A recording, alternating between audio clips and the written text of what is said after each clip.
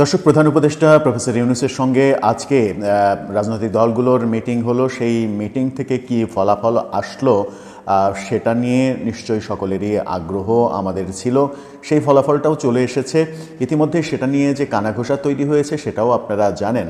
কিন্তু প্রধান উপদেষ্টা এই দলগুলোকে কি বলতে চাইলেন, দলগুলোই বা প্রধান উপদেষ্টাকে কি বলতে চাইল, সেই প্রেক্ষাপটে যদি আলোচনা করা যায় তাহলে কি দাঁড়ায়? তাহলে একটা জিনিস বোধহয় স্পষ্ট হয়, সেটা হচ্ছে গতকালকে প্রধান উপদেষ্টার প্রেস সেক্রেটারি শফিকুল আলম যেটা বলেছিলেন যে পদত্যাগ করতে চাওয়ার ব্যাপার এটা ঠিক নয়, এটা আমরা পত্রিকায় পড়েছি, তাছাড়া এর কোনো ভিত্তি নেই, এমন কথা যখন বলেছিলেন তখন সেই কথাটাকে 24 ঘন্টা পার হতে না হতেই প্রধান উপদেষ্টা প্রফেসর ইউনূস মিথ্যা প্রমাণ করে দিলেন। একটা টেলিভিশন সাক্ষাৎকারে অর্থ উপদেষ্টা সালেহ আহমেদও ব্যাপারটা স্পষ্ট করেছেন।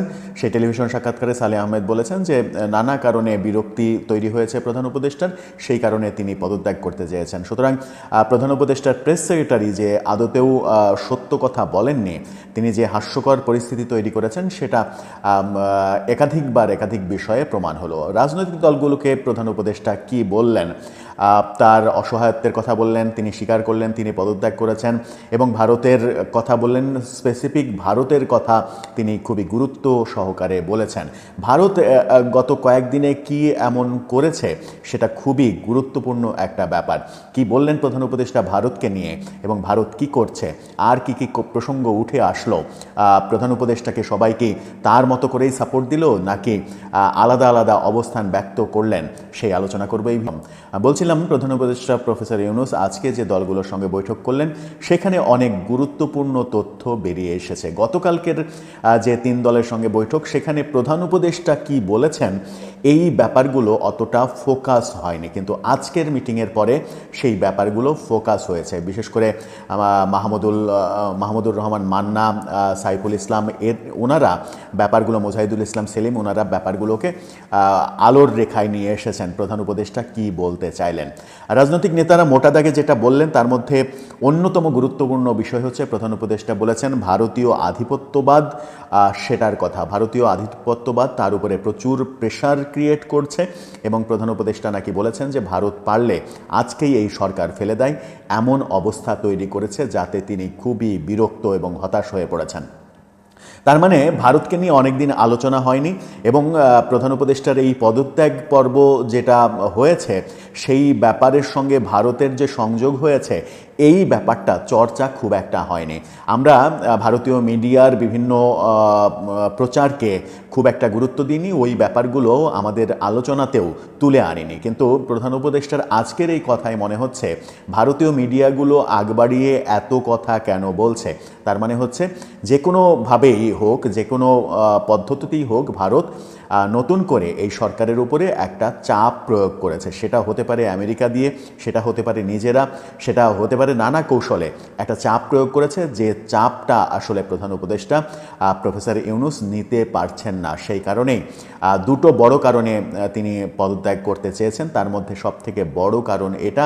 এবং এই ব্যাপারটা আজকে যে প্রকাশিত হলো, মাহমুদুর রহমান প্রকাশ করে দিলেন, এটা একটা খুবই গুরুত্বপূর্ণ পয়েন্ট, যে পয়েন্টগুলোকে নিয়ে গত 2-3 দিন আদতে আলোচনা হয়নি। যে পয়েন্টটা নিয়ে এই গুরুত্বপূর্ণ পয়েন্ট বিশ্লেষণ করতে খুব একটা বেশি যাওয়ার প্রয়োজন হয় না। ভারত চাপ দিচ্ছে, ভারত যে অনেক দিন থেকে গত 9 মাস ধরেই এই সরকারের উপরে এক ধরনের চাপ দেওয়ার চেষ্টা করছে, সেটা যে বেড়েছে সেটা এখন মোটামুটি পরিষ্কার হওয়া গেল প্রধান উপদেষ্টার এই কথায়। তবে আপাতত এটুকুই পরিষ্কার হওয়া গেল যে ভারতীয় আধিপত্যবাদ, ভারতের চাপ এটা বেড়েছে, কিন্তু কোন ভাবে ভারত এই চাপটা দিচ্ছে, কি করতে চাইছে সেটা হয়তো পরবর্তীতে আরও পরিষ্কার হবে। প্রধান উপদেষ্টা আরও বলেছেন যে আমি হতাশ, তাই চলে যেতে চেয়েছি। এই কথাটা তিনি স্বীকার করেছেন আজকের মিটিংয়ে, যে তিনি হতাশ, এই কারণে তিনি চলে যেতে চেয়েছেন। আজকে অর্থ উপদেষ্টাও একটি টেলিভিশন সাক্ষাৎকারে এই ব্যাপারটা স্বীকার করেছেন যে তিনি হতাশ হয়ে পড়েছেন। তিনি আসলে কোনো দিককার কোনো পরিবেশই ঠিকঠাক মতো হচ্ছে না বলে মনে করছেন, তাই চলে যেতে চেয়েছেন, তিনি আর থাকতে চাননি। তিনি তারপরে যে ব্যাপারটা বলেছেন সেটা হচ্ছে যে ওই জুনের তত্ত্ব, অর্থাৎ কম সংস্কার বেশি সংস্কার, ওই তত্ত্বটাই রাজনৈতিক দলকে বলার চেষ্টা করেছেন যদি কম সংস্কার হয় ডিসেম্বরে, যদি বেশি সংস্কার হয় তাহলে জুনে, কোনোভাবেই জুনের 30 তারিখের পরে আমি ক্ষমতায় থাকবো না। এবং তিনি আজকে নতুন একটা কথা বলেছেন, সেটা হচ্ছে যে আপনারা যদি মনে করেন যে পদত্যাগের মতো করে লিখে দিতে হবে যে জুনের 30 তারিখ পর্যন্ত আমি আর থাকবো না, তারপরে একদিন অতিবাহিত হলে আমার পদত্যাগপত্র গৃহীত হবে, এই আকারে হলেও আমি লিখে দিতে রাজি, আপনাদেরকে লিখে দেব আমি জুনের 30 তারিখ পর্যন্ত এই সরকার, জুনের 30 তারিখের পরে এই সরকার নিয়ে কন্টিনিউ করব না, এভাবে বলেছেন। অর্থাৎ আপনারা চাইলে আমার কাছ থেকে লিখিত নেন, তাও বিশ্বাস করেন জুনের পরে আমি আর থাকবো না, কিন্তু তিনি তার ওই জায়গা থেকে এতটুকু নড়ছেন না, এখন পর্যন্ত নড়েননি, জুনের তত্ত্বেই আছেন এবং কম সংস্কার বেশি সংস্কার ওই তত্ত্বের মধ্যেই আছেন, এমনটাই তার কথায় মনে হয়েছে। রাজনৈতিক দলগুলো বলেছে পদত্যাগ কোনো সমাধান নয়, তাতে নতুন করে সংকট বাড়বে এবং মাঝ নদীতে মাঝি বদল হলে নৌকা বিপদগ্রস্ত হয় আরও বেশি, কারণ মাঝ দরিয়া উত্তাল থাকে, সেই সময় নতুন মাঝি এসে নৌকার হাল ধরলে সেই নৌকা তীরে ভিড়তে অনেক সমস্যা হতে পারে, এমনভাবে রাজনৈতিক দলগুলো বলেছেন। রাজনৈতিক দলগুলো আরেকটা গুরুত্বপূর্ণ কথা বলেছেন যে এই সরকারের ক্যারেক্টার দল নিরপেক্ষ ক্যারেক্টার হওয়া উচিত, যেটা দেখা যাচ্ছে না।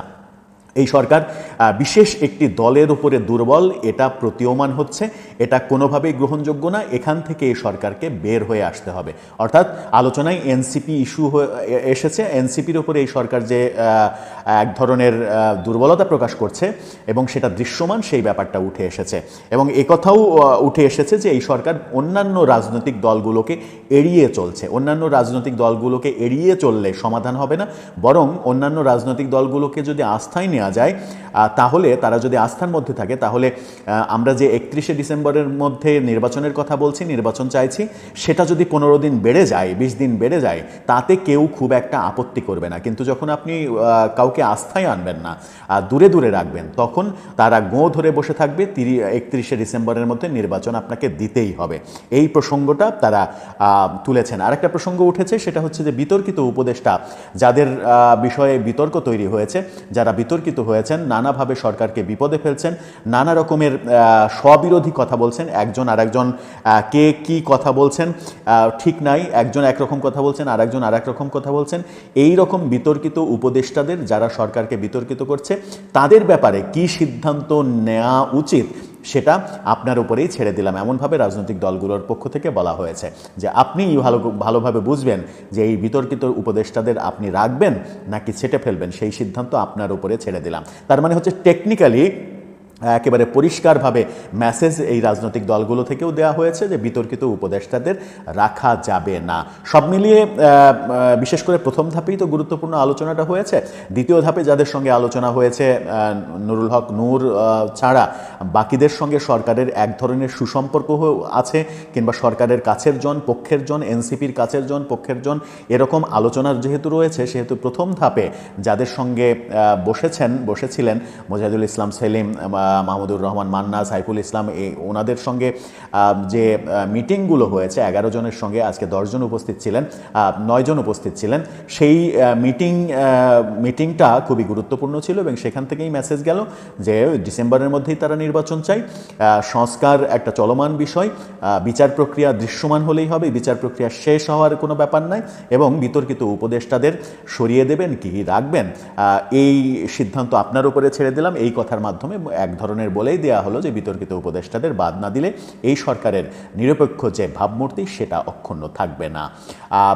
সব থেকে গুরুত্বপূর্ণ বিষয় যেটা বলেছি সেটা হচ্ছে যে প্রফেসর ইউনূস আজকে ওপেনলি স্বীকার করেছেন যে তিনি পদত্যাগ করে চলে যেতে চেয়েছেন এবং সেই কারণেই আপনাদেরকে ডাকা হয়েছে, এবং ভারতীয় আধিপত্যবাদের কথা বলেছেন যে ভারত তাকে খুব বেশি করে জ্বালাচ্ছে, যেটা আসলে টলারেট করার মতো নয়।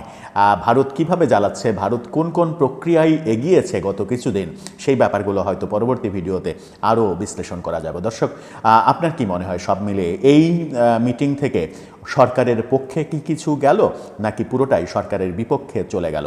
আপনার মতামত জানিয়ে লিখতে পারেন আমাদের কমেন্ট।